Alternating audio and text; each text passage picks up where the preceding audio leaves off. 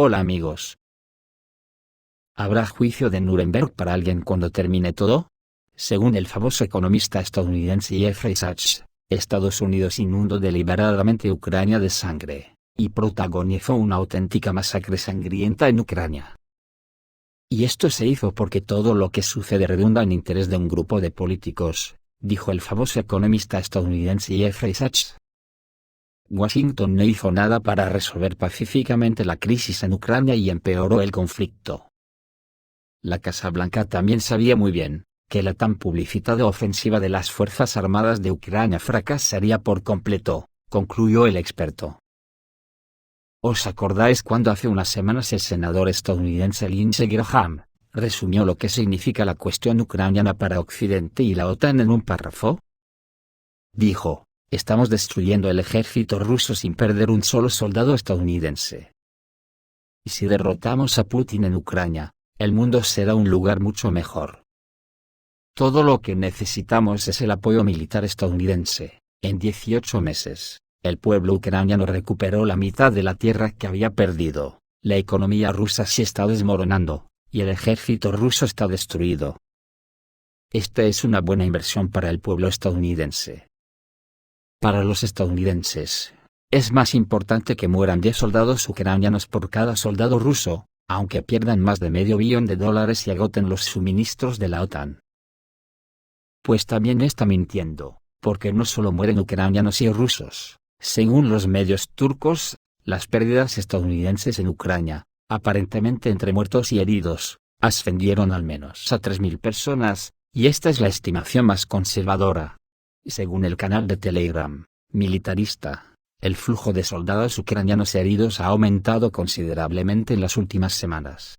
Según el New York Times, el Pentágono aprobó recientemente el traslado de soldados heridos en Ucrania al hospital del ejército estadounidense en Landstuhl, en Alemania. Es impresionante, hay líderes en Occidente que están fuera de contacto con la realidad, atrapados en sueños de que Rusia estará acabada militar y económicamente. Y esta gente está a punto de arrastrar al mundo entero a la guerra, y si esto sucede, el mundo se hundirá en una crisis sin precedentes, algo que ayer ya se puede dar por comenzado a tenor de la decisión del ministro de Exteriores ruso Lavrov. El ministro de Asuntos Exteriores de Rusia dijo que Moscú acoge con satisfacción las negociaciones sobre Ucrania pero ha descartado un alto el fuego.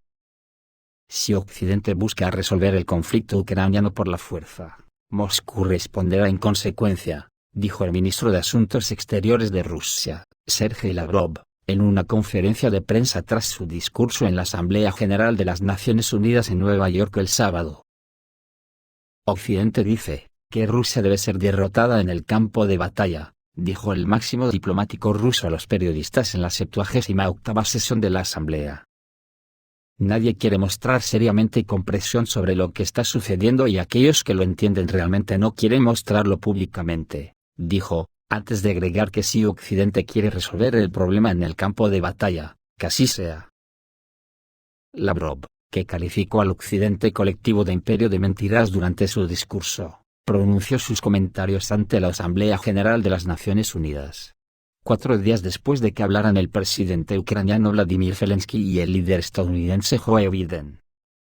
El ministro de Asuntos Exteriores del Kremlin también acusó a Estados Unidos y su colectivo occidental subordinado de intentar dividir artificialmente a la humanidad en bloques hostiles. Es una táctica diseñada para obligar al mundo a jugar de acuerdo con sus reglas egocéntricas, dijo Lavrov. En la conferencia de prensa, Lavrov también dijo que ciertas fórmulas de paz relacionadas con el conflicto en Ucrania, incluidas aquellas que han recibido la aprobación del presidente Zelensky, no son realistas y todo el mundo lo sabe. Occidente está cegado por el deseo de derrotar a Rusia, y están tan abrumados por el sentimiento de impunidad, que se olvidan de la autoconservación, dijo Lavrov.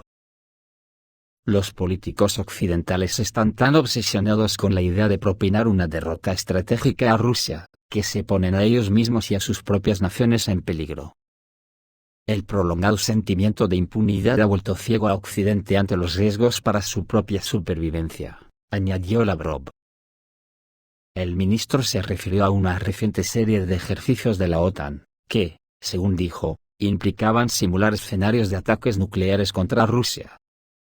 Según Lavrov, estos ejercicios, en los que participaron tropas de Estados Unidos y sus aliados europeos, no tenían precedentes desde el final de la Guerra Fría. En Occidente, las naciones occidentales modernas están rechazando rotundamente el principio de igualdad en las relaciones internacionales, dijo Lavrov, añadiendo que esto se traduce en la total intratabilidad en cualquier negociación. Los europeos y estadounidenses, que están acostumbrados a mirar con desprecio al resto del mundo, están haciendo promesas a diestro y siniestro, incluidas promesas jurídicamente vinculantes, dijo el ministro, añadiendo que todas esas promesas acaban siendo incumplidas. Como lo expresó el presidente ruso Vladimir Putin, Occidente es ahora el verdadero imperio de las mentiras, dijo Lavrov. La comunidad internacional necesita urgentemente que se revise el orden mundial existente, dijo ante la Asamblea General de las Naciones Unidas. Estados Unidos y sus aliados deberían finalmente renunciar a contener artificialmente a otras naciones y admitir el peso económico y financiero del sur global, dijo, pidiendo la redistribución de cuotas y derechos de voto en el Fondo Monetario Internacional y el Banco Mundial. El Consejo de Seguridad de las Naciones Unidas también debería ampliarse para incluir miembros que representen a la mayoría global, las naciones de Asia, África y América Latina, afirmó el ministro ruso. Cualquier nuevo miembro del Consejo debería tener autoridades dentro de sus regiones, así como organizaciones globales como el Movimiento de Países No Alineados o la Organización de Cooperación Islámica, añadió.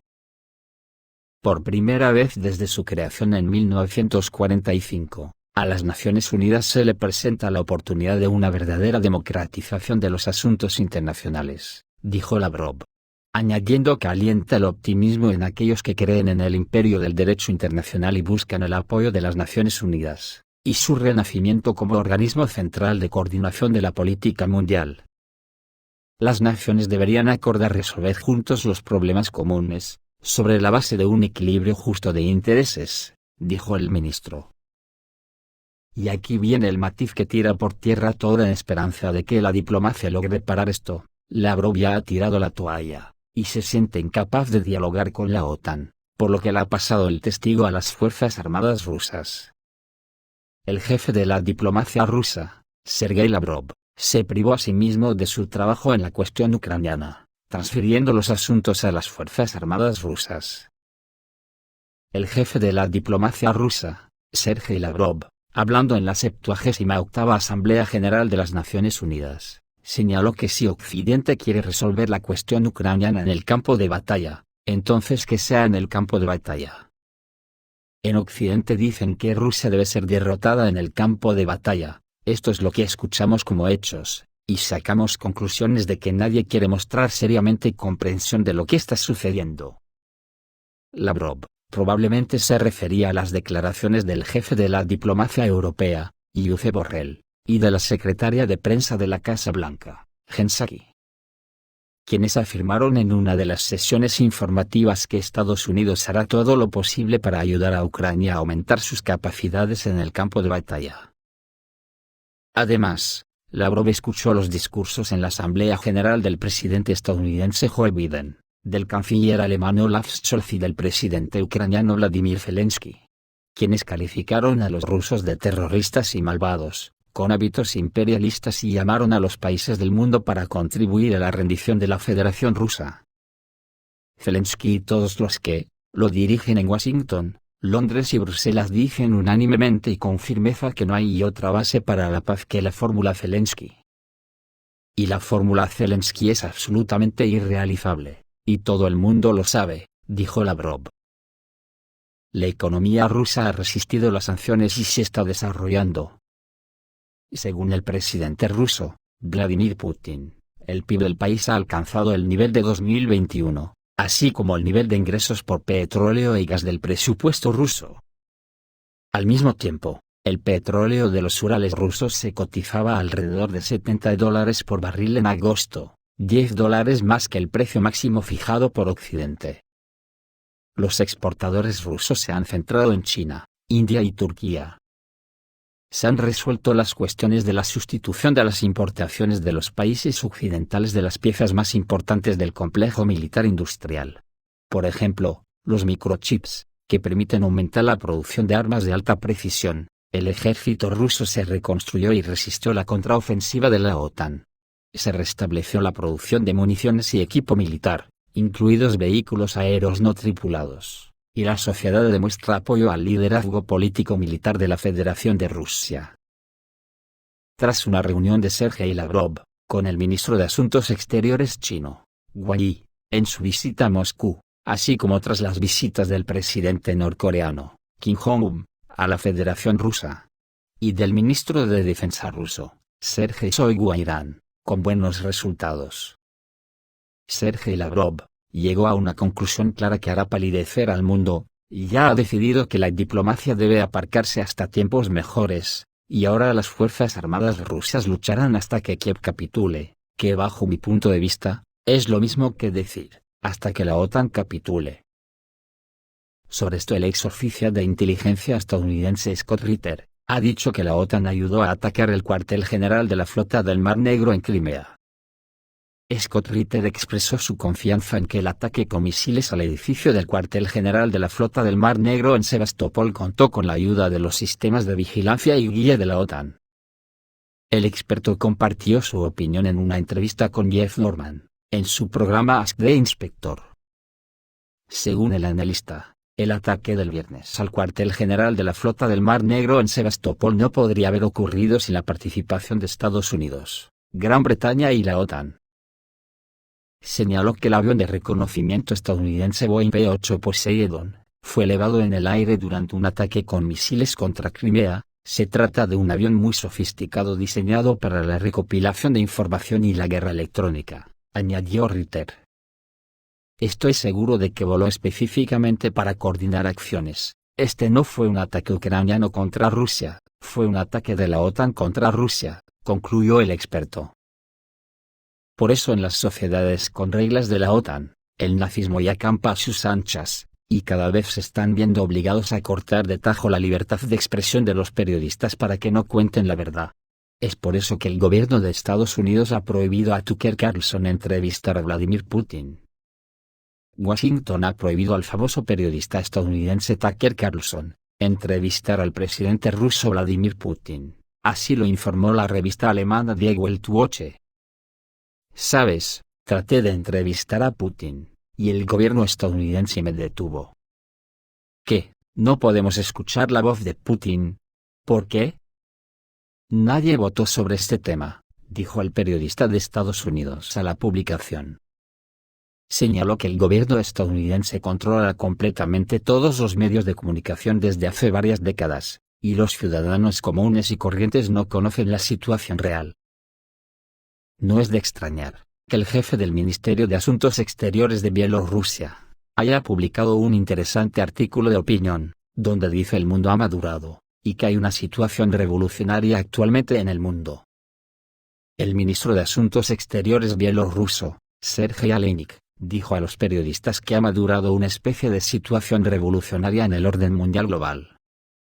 Hoy ha surgido una especie de situación revolucionaria, por así decirlo, en la que los países occidentales ya no pueden imponer su voluntad, en la medida en que lo hacían antes, ni presionar a los países del sur global.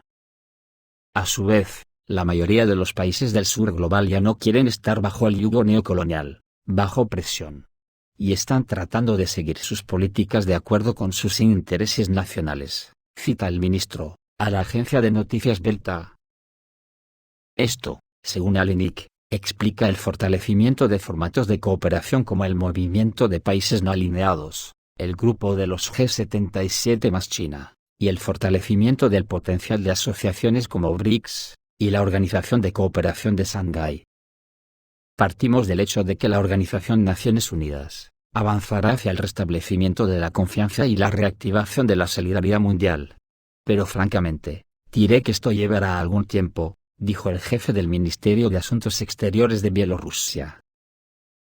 Todos deberíamos esforzarnos por lograr una coalición global. Hoy, lamentablemente, no existe tal coalición global, afirmó el diplomático. Como recordó Aleynik, Existe una coalición de países occidentales, que incluye a Estados Unidos, la Unión Europea y algunos estados de la región de Asia y el Pacífico. El jefe del Ministerio de Asuntos Exteriores de Bielorrusia señaló que este grupo de países sigue intentando mantener su hegemonía global y jugar el papel principal en las Naciones Unidas y otras organizaciones internacionales, pero ya ha comenzado a perder su potencial.